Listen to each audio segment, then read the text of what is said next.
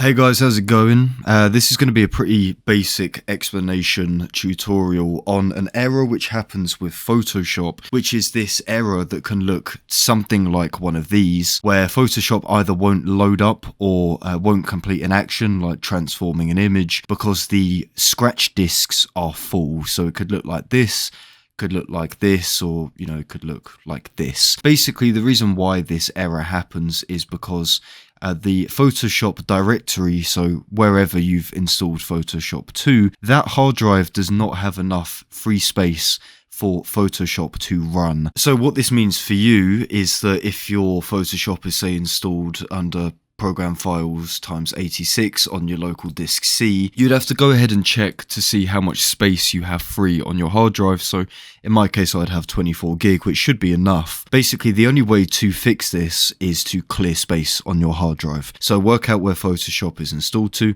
and then go ahead and delete any unnecessary programs, giving yourself, I would say, a minimum of 5 gig storage space. That's the first fix. Now, the other fix which can happen from personal experience is that sometimes this error can get thrown up when you are trying to do too many things at once. So say you're trying to run Photoshop, but you're also rendering a video in Sony Vegas or Premiere Pro or whatever. This is when sometimes Photoshop can give this error. Again, same kind of concept. There's not enough resources on your computer to allow Photoshop to run. So yeah, there's nothing for me to show you. That's essentially all you can do to fix it, but hopefully that did help. And if it did help, let me know. Leave a like on the video. Thanks so much. I'll see you soon.